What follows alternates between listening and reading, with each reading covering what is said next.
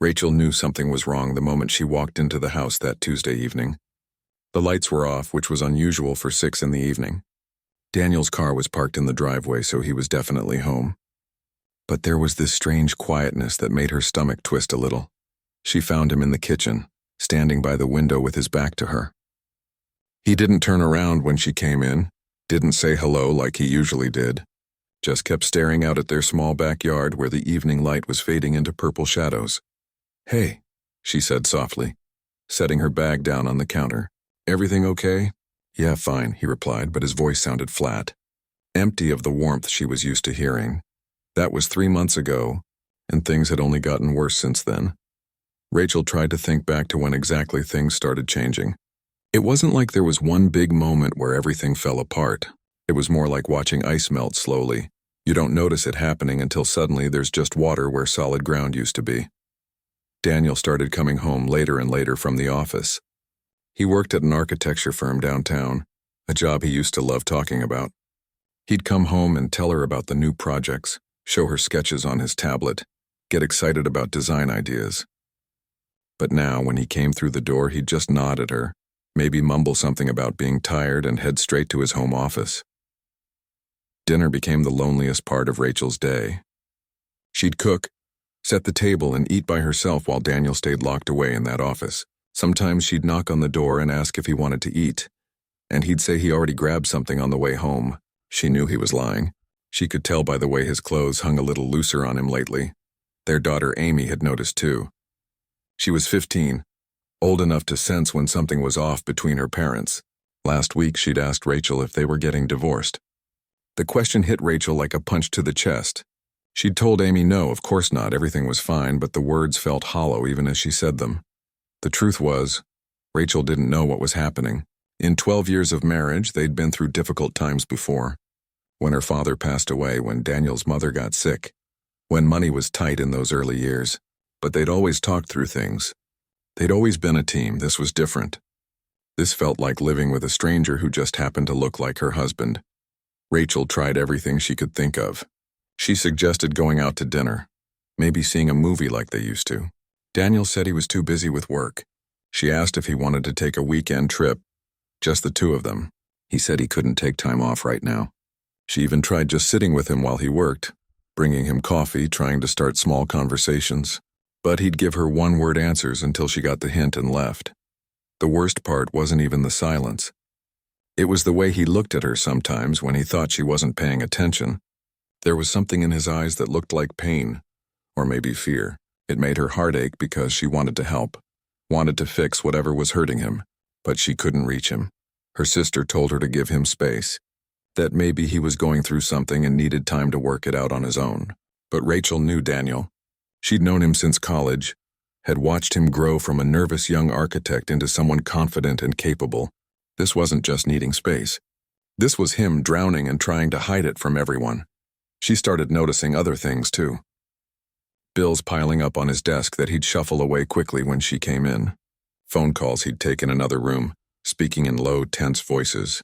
The way he'd check his email obsessively, his jaw tightening as he read messages. One night she woke up at 2 in the morning to find his side of the bed empty. She went looking for him and found him sitting in the dark living room, just sitting there on the couch staring at nothing. When she asked what was wrong, he said he couldn't sleep and told her to go back to bed. The look on his face scared her. She'd never seen him look so lost. Rachel started lying awake at night, her mind spinning with possibilities. Was he sick and didn't want to tell her? Was he having an affair? Had she done something to push him away? The not knowing was eating her alive from the inside. She tried to think if she'd been a bad wife somehow, if she'd been too focused on her teaching job or too wrapped up in Amy's school activities. But she couldn't think of anything that had changed on her end. She was still the same person, still trying to show him love in all the little ways she always had. Friends started noticing that something was off. When they got invited to dinner parties, Daniel would make excuses about why they couldn't go. At Amy's school events, he'd show up late or not at all. Rachel found herself making apologies for him, covering for his absence, pretending everything was normal when it clearly wasn't.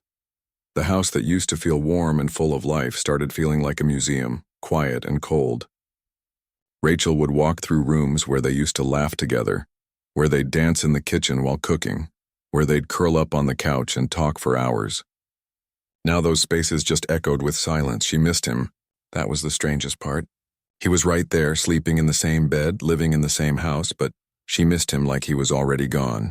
She missed the way he used to hold her hand while they watched TV, the way he'd kiss her forehead before leaving for work, the way he'd listen to her talk about her day and actually care about the small details. A week ago, she'd walked past the bathroom and heard water running. When she peeked in, Daniel was standing at the sink, gripping the edges so hard his knuckles were white. His head was down, shoulders shaking slightly.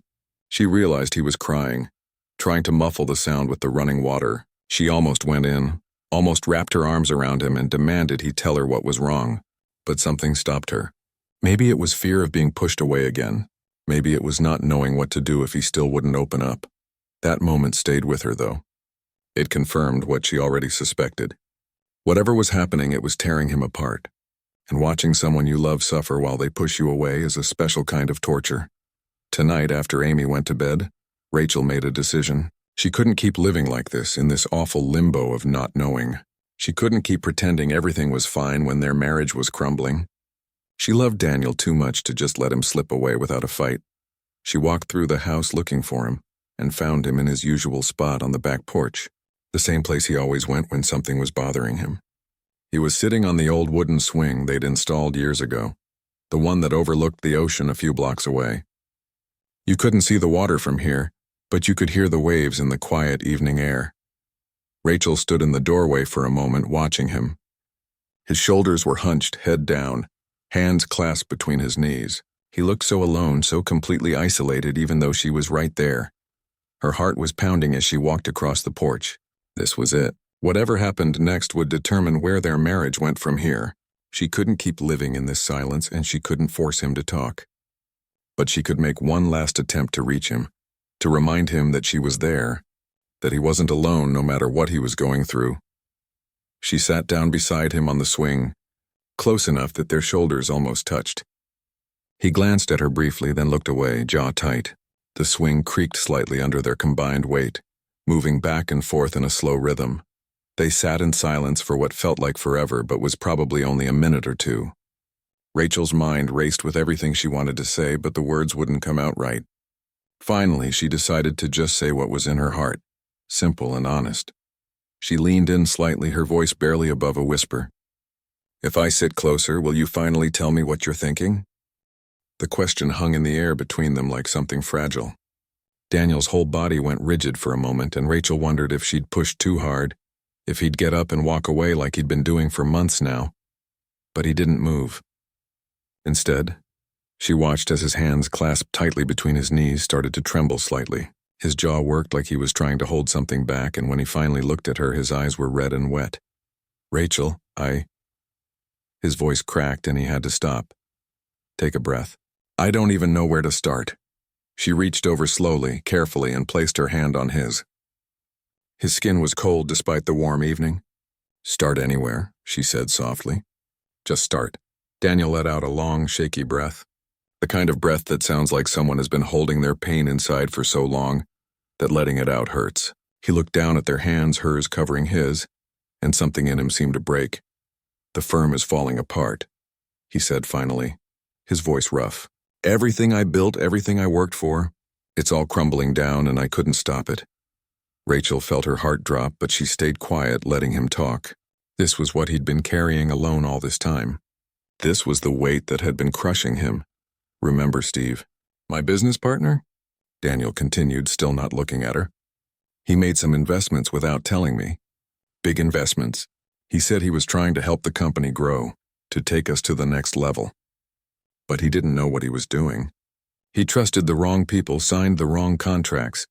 Daniel's voice got harder, angrier. "By the time I found out, we were already in too deep. We owe money to contractors, to suppliers. There are 2 lawsuits pending because projects got delayed. The bank is threatening to call in our business loan." Rachel squeezed his hand tighter. "Why didn't you tell me?" "Daniel, we could have figured this out together." He laughed, but it was a bitter sound with no humor in it, "because I felt like such a failure. I'm supposed to provide for our family, I'm supposed to be the one who has it together. And instead I might lose everything. We might lose the house, Rachel. Our home. I don't care about the house, she said immediately. I care about you. I care about us. But I care, Daniel said, his voice rising slightly with frustration. This house, our life, everything we've built together. I'm supposed to protect that. And instead I screwed it all up. Or at least I didn't stop Steve from screwing it up, which is basically the same thing. He pulled his hand away from hers and stood up, starting to pace across the porch. All the emotion he'd been bottling up for months was pouring out now. Do you know what it's like to wake up every morning and feel sick to your stomach? To go to work and pretend everything is fine while your world is falling apart? I've been meeting with lawyers, with accountants, trying to find a way out. But every door I open just leads to more problems. Rachel stood up too. And you thought doing this alone was better? You thought shutting me out was the answer? I didn't know what else to do, Daniel said, turning to face her. His eyes were full of tears now. Every time I looked at you, at Amy, I felt like such a disappointment. Like I'd failed you both. How was I supposed to come home and say, hey, honey, guess what? I might have destroyed our financial security. You tell me the truth, Rachel said, her own voice breaking. That's what you do. That's what marriage is supposed to be. Daniel slumped back down onto the swing, putting his head in his hands. I'm so sorry. I'm sorry for shutting you out, for being distant. I felt so ashamed. Like if I said it out loud, it would make it more real. Rachel sat beside him again, closer this time. She put her arm around his shoulders and felt him lean into her just slightly. It's real whether you say it or not, Daniel. But at least if you tell me, we can face it together. They sat like that for a long moment, the sound of the distant ocean mixing with Daniel's quiet breathing as he tried to calm down. Rachel could feel the tension slowly leaving his body like a dam that had finally broken. There's more, he said quietly. The worst part is, even if we sell the house, even if we liquidate everything, it might not be enough. We might have to declare bankruptcy. My reputation in this town will be destroyed. Who's going to hire an architect whose firm went under? Rachel turned his face toward hers, making him look at her. Listen to me. You are more than your job. You are more than your business. You're a good man, a good father, a good husband. This doesn't change that.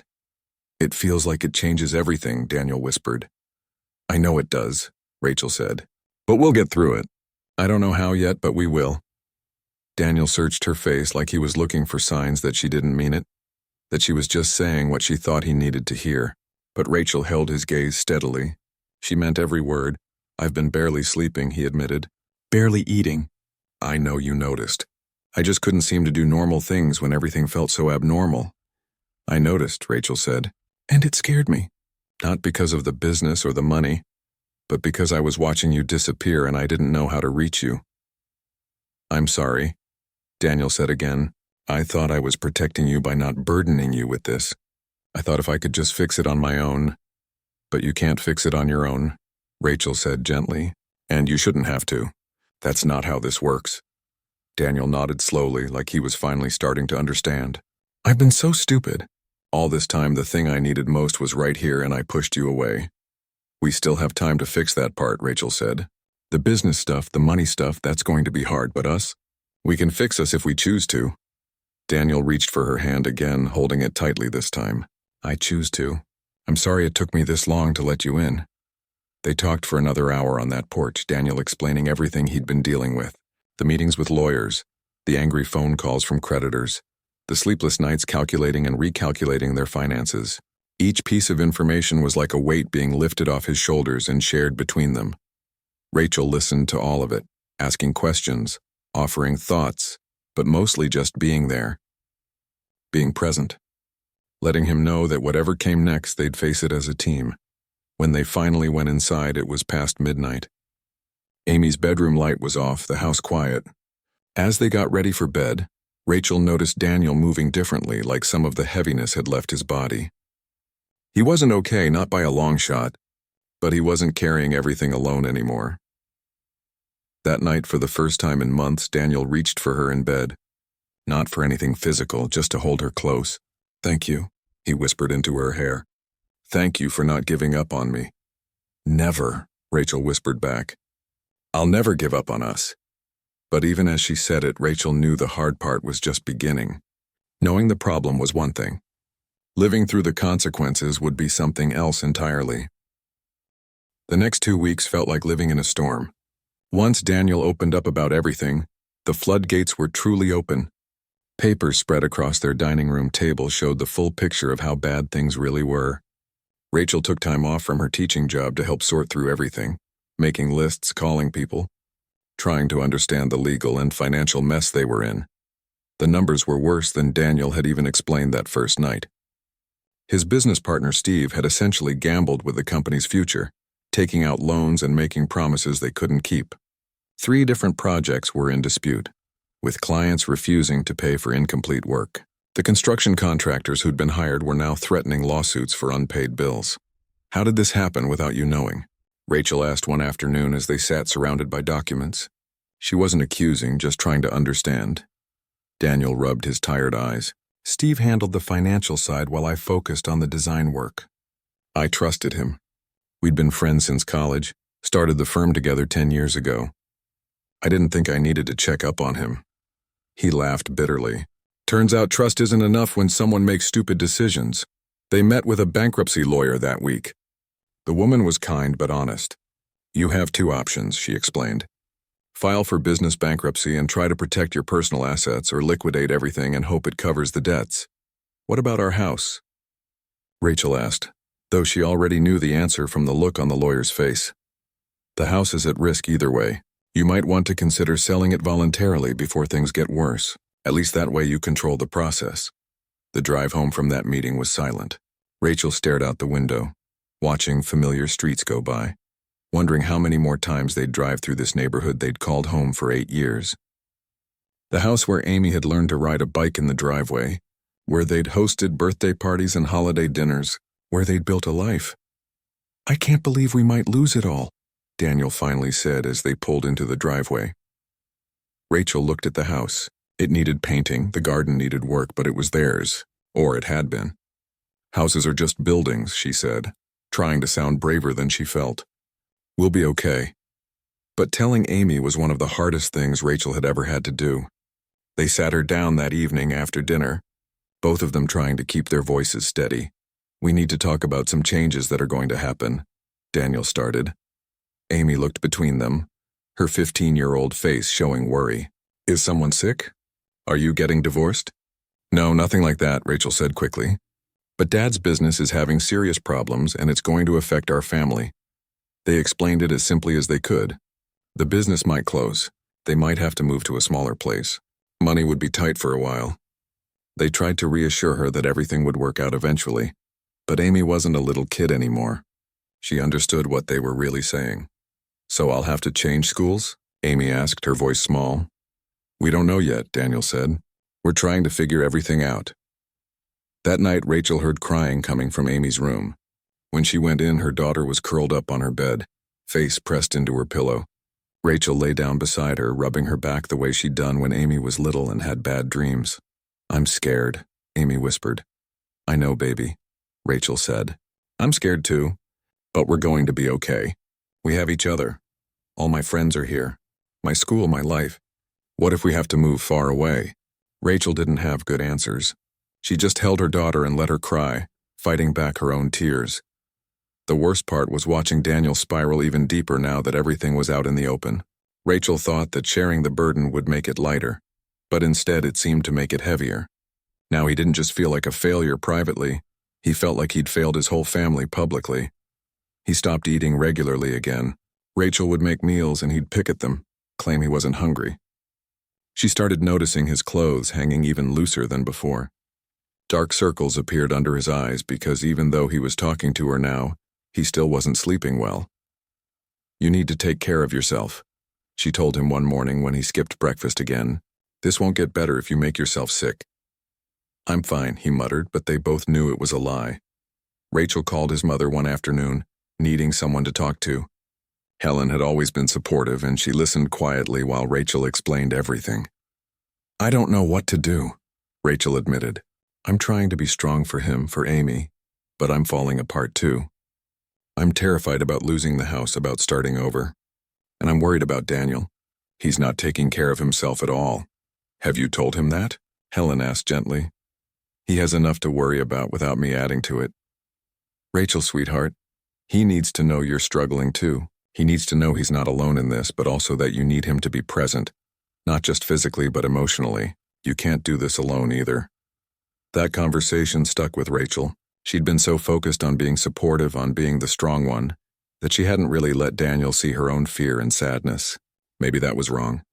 Maybe he needed to know she was scared too, that they were in this together completely.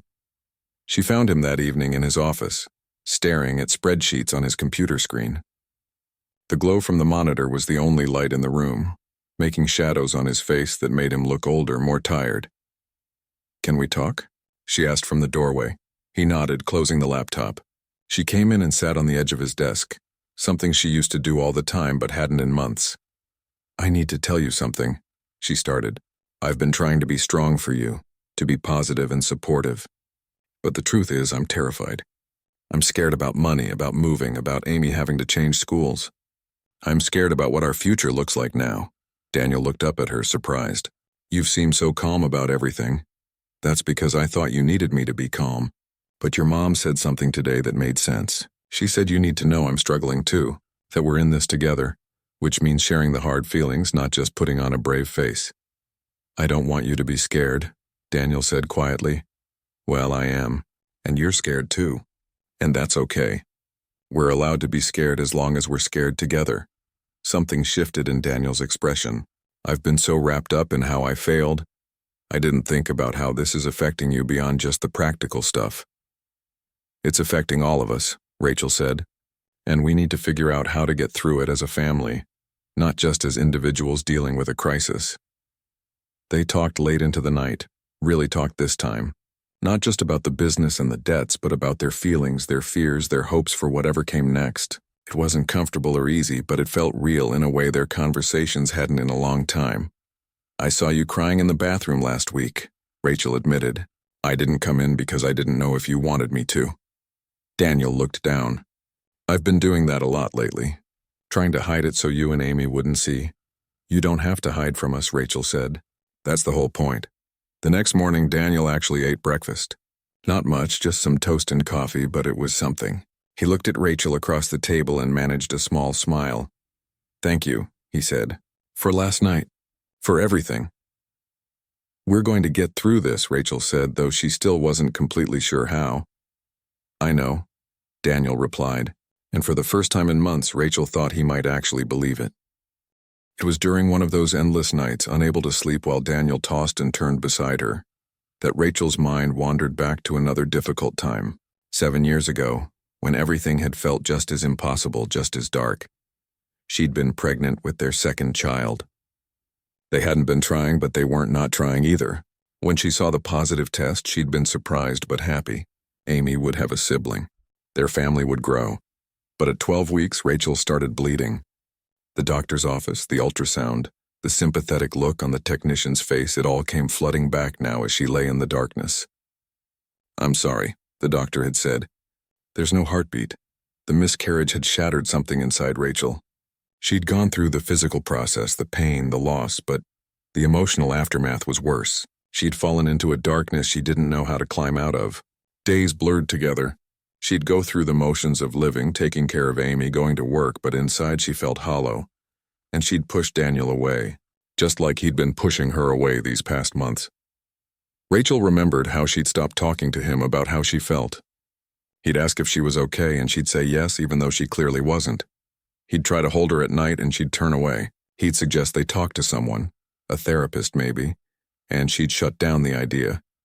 She couldn't explain to him what it felt like to lose something she'd barely had time to imagine, couldn't put into words how her body felt like it had betrayed her. How every pregnant woman she saw made her feel like the universe was mocking her pain. 3 months into that darkness, Rachel had gotten so low that she scared herself. She remembered one particular evening, sitting in their bathroom with the door locked, crying so hard she couldn't breathe. She'd felt so alone, so broken, so certain that she'd never feel normal again. Daniel had knocked on the door. "Rachel, please let me in. I'm fine," she'd said through tears, her voice making it obvious she was anything but fine. "You're not fine, and that's okay. But please open the door." She hadn't opened it. Not that night. But the next evening, she'd found Daniel sitting outside their bedroom, just sitting on the floor in the hallway. When she asked what he was doing, he said he was waiting for her. Waiting for what? Just waiting. Being here, in case you need me. That became his pattern. Every night, Daniel would sit somewhere near her, not demanding conversation, not forcing her to explain herself, not trying to fix everything. Just being present. Sometimes he'd read a book. Sometimes he'd work on his laptop. Sometimes he'd just sit quietly. After 2 weeks of this, Rachel had finally broken. She'd sat down beside him on the floor and just started talking. About the loss, about the pain, about feeling like a failure, about being scared it would happen again if they tried for another baby, about feeling disconnected from her own body. Daniel had listened to all of it. Then he'd held her while she cried, really cried, for the first time since the miscarriage. He didn't try to make it better or tell her it would be okay. He just held her and let her feel what she needed to feel. That was the beginning of her healing. It took months more, and eventually she did see a therapist. But that moment of Daniel simply being there, of not giving up on her even when she'd shut him out, that was what started to bring her back. Now lying in bed 7 years later, Rachel realized she'd been doing the same thing for Daniel that he'd done for her. Showing up, being present, not demanding he feel better or get over it, but just being there consistently until he was ready to let her in.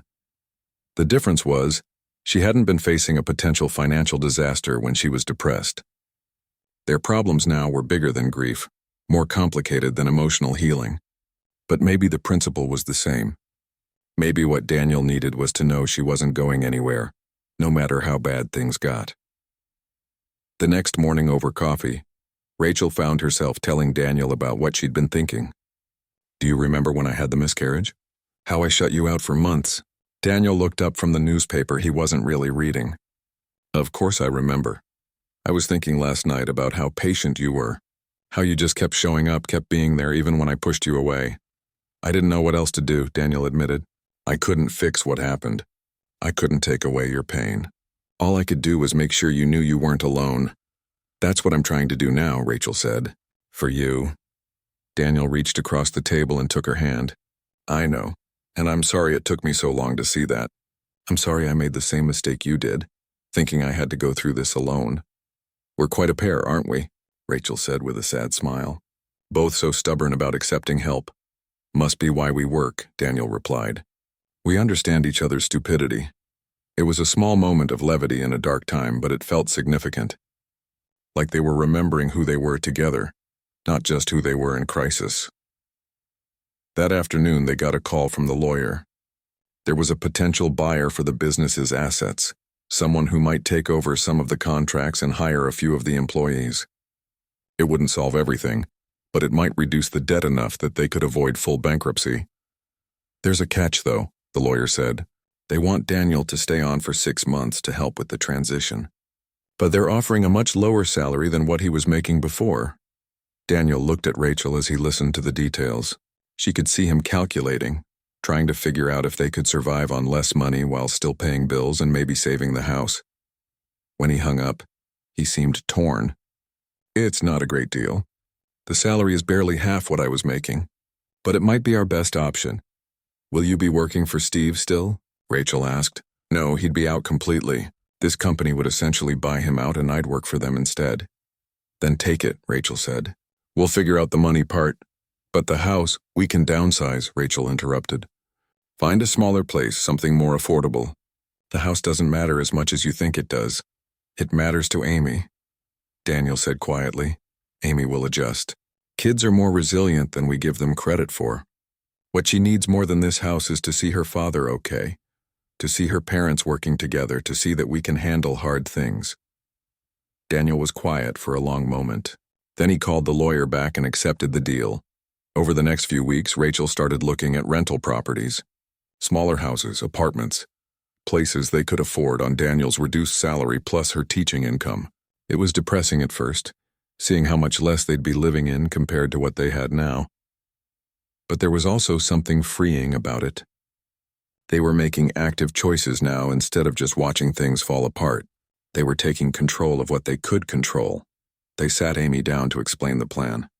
They'd put the house up for sale, move somewhere smaller, and Daniel would keep working in architecture but for a different company. Amy took it better than expected. At least we're not moving to a different town, she said. I can still go to the same school, right? That's the plan, Rachel confirmed. We're trying to stay in this area so everything else can stay the same. Okay, Amy said. Then looking at her father, are you going to be okay now, Dad? Daniel's eyes got wet. Yeah, honey. I think I will be. That evening, after Amy went to bed, Daniel and Rachel sat on their back porch one more time. The for sale sign would go up tomorrow. Soon someone else would live here, sit on this porch, look out at this view. I'm sad about losing the house, Daniel admitted. Even though I know it's just a building. Me too, Rachel said. But I'm not sad about us. We're going to be okay. Daniel put his arm around her and pulled her close. How did I get so lucky to have you? You didn't get lucky, Rachel said. You chose well. And more importantly, you let me back in when you were drowning. That took courage. It took you refusing to let me drown alone, Daniel corrected. They sat in comfortable silence, the evening air cool around them. The future was still uncertain, still scary in a lot of ways, but they weren't facing it alone anymore. That made all the difference. 3 months later, Rachel stood in the living room of their new apartment surrounded by half-unpacked boxes. The space was less than half the size of their old house, and instead of a backyard, they had a small balcony that barely fit 2 chairs. But the rent was affordable, it was in a decent neighborhood, and they were still close enough to Amy's school that she could keep her friends. Daniel came home from work that evening looking tired but not defeated. That was new. Over the past few months, as he'd transitioned to working for the new company, some of the life had started coming back into his eyes. He wasn't who he'd been before the crisis, but he was becoming someone different, maybe even someone stronger. How was your day? Rachel asked, stirring pasta sauce on the stove of their small kitchen. Busy. We landed a new client today, actually. Small project, but the architect in charge asked for my input on the design. Felt good to be valued again. Rachel smiled. It was the little things now that marked progress. Daniel eating full meals, sleeping through most nights, coming home and actually talking about work instead of shutting down. Amy appeared from her room, headphones around her neck. Is dinner ready? I have homework after. 5 minutes, Rachel said. Can you set the table? As Amy moved around the small dining area, setting out plates and silverware, Rachel watched her daughter. The move had been hard on her. She'd cried when they left the old house, had been moody and quiet for the first few weeks here. But teenagers are adaptable, and slowly Amy was adjusting. She still saw her friends, still did well in school. The change hadn't broken her. After dinner, while Amy was doing homework and Rachel was washing dishes, Daniel came up behind her and wrapped his arms around her waist. Remember when we had a dishwasher? He joked. Remember when we had a second bathroom? Rachel countered. They laughed and it felt good. Real. Like they were learning to find joy again even in diminished circumstances. I was thinking, Daniel said. Maybe this weekend we could actually finish unpacking. Make this place feel more like home. That sounds good, Rachel agreed. And maybe we could hang up some pictures finally. Make the walls less bare. That Saturday they worked together sorting through boxes. Some things had been sold before the move. Furniture that wouldn't fit in the smaller space, items they realized they didn't actually need. But they'd kept the important stuff. Photo albums, Amy's baby things, the random collections of memories that made up a life together. Daniel found an old photo from their wedding day. They looked so young in it, so innocent of what life would throw at them. 12 years ago, he said, showing it to Rachel. Did you think we'd end up here? Here in this apartment? No, Rachel said. But here together, still fighting for us? Yeah, I always hoped we would be.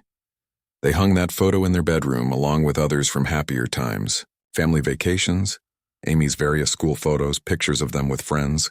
The apartment slowly started feeling less like a temporary stop and more like a place they actually lived. One evening a few weeks later, Rachel went looking for Daniel and found him on their small balcony. The sight made her pause, remembering that night months ago when everything had finally broken open between them. When she'd sat beside him and asked if he'd finally tell her what he was thinking. So much had changed since then. They'd lost the house, downsized their entire lives, watched their savings account dwindle to almost nothing, but they'd also found their way back to each other. They'd learned how to be vulnerable, how to share burdens, how to choose each other even when things were hard. Daniel turned when he heard the door open, and his face lit up in a genuine smile. Not the forced ones from months ago, but real happiness at seeing her. "Hey you," he said. "Hey yourself," Rachel replied, moving to join him. The balcony was so small they had to stand close together, but neither of them minded. "What are you thinking about?" "Just work stuff. Good work stuff, actually. My boss mentioned today that he's impressed with my work. Said if things keep going well, there might be room for a raise in a few months." "Daniel, that's great. It's not a guarantee," he cautioned. "But it's something. A possibility." I forgot what it felt like to have possibilities instead of just problems. Rachel leaned against him, his arm automatically coming around her shoulders. "I'm proud of you. You know that, right? Not because of the work stuff, but because you didn't give up. On yourself, on us." "I couldn't have done it without you," Daniel said. "Actually, I almost didn't do it. I almost let the shame and fear win. If you hadn't pushed, hadn't refused to let me isolate myself." "We saved each other," Rachel said simply. "That's what we do." They stood in comfortable silence for a while, the sounds of the neighborhood around them. Car doors closing, kids playing somewhere nearby. The distant hum of traffic. It was different from their old quiet street, but it was becoming familiar. "Dad, Mom," Amy called from inside. "Can you come here?" They found her in the living room with her laptop open. "So I was thinking," she started, looking nervous. "I know money is tight and everything, but there's this school trip next semester. It's optional, but it's to Washington, D.C., and we'd tour museums and see the monuments. I was wondering, I could try to earn some of the money myself, maybe babysitting or something." Rachel and Daniel exchanged glances. Before the crisis, they wouldn't have hesitated. After the crisis, it required calculation, budgeting, sacrifice in other areas. "How much is it?" Daniel asked. Amy told them, and Rachel could see him doing the math in his head. It wasn't impossible, especially if his raise came through, but it would be tight. "We'll figure it out," Rachel said before Daniel could overthink it. "If you want to go, we'll make it happen." "Really?" Amy's face lit up in a way Rachel hadn't seen in months. "Really," Daniel confirmed. "You've been so good about all the changes, so mature about everything. You deserve to have normal teenager experiences." Amy jumped up and hugged them both. "Thank you. I promise I'll help however I can." After she went back to her room, practically bouncing with excitement, Daniel pulled Rachel aside. "Are you sure about that?" "The money, we'll figure it out," Rachel said again. "We always do. And Amy's happiness matters too. We can't let the crisis steal everything from her." Daniel nodded slowly.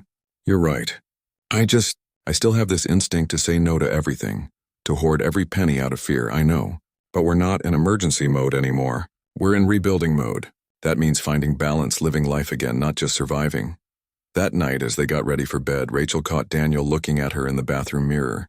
"What?" she asked. "I was just thinking about that night on the porch. When you asked if sitting closer would make me tell you what I was thinking." "That was a big night," Rachel agreed. "The thing is, I almost didn't tell you even then. I almost made up some excuse, kept shutting you out. I was so close to losing everything because of my pride and fear." "But you didn't," Rachel pointed out. "You chose to trust me. That's what matters." Daniel turned to face her directly. "If I sit closer now, do you want to know what I'm thinking?"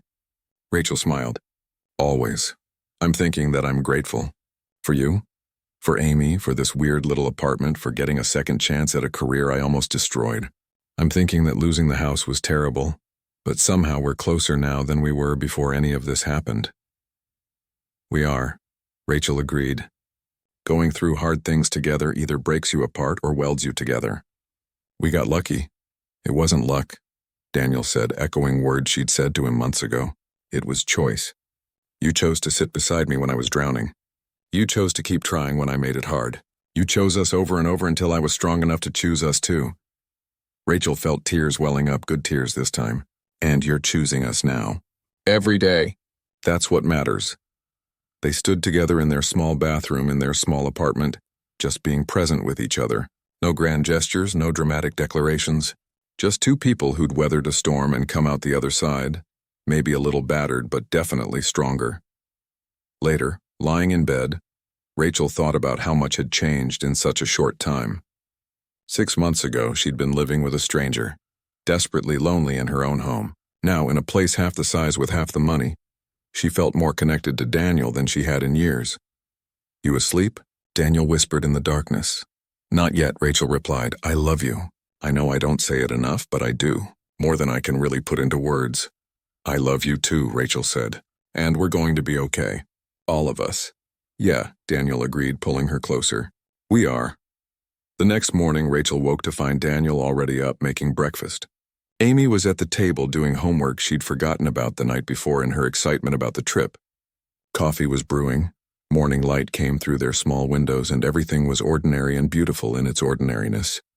This was their life now, smaller, simpler, but somehow fuller than before. They'd learned that you don't need a big house or financial security to be happy. You need people who show up for each other, who choose connection over comfort, who refuse to let distance grow even when it would be easier. As Rachel joined them at the breakfast table, Daniel caught her eye and smiled. A real smile, the kind that reached his eyes and made them crinkle at the corners. She smiled back, and in that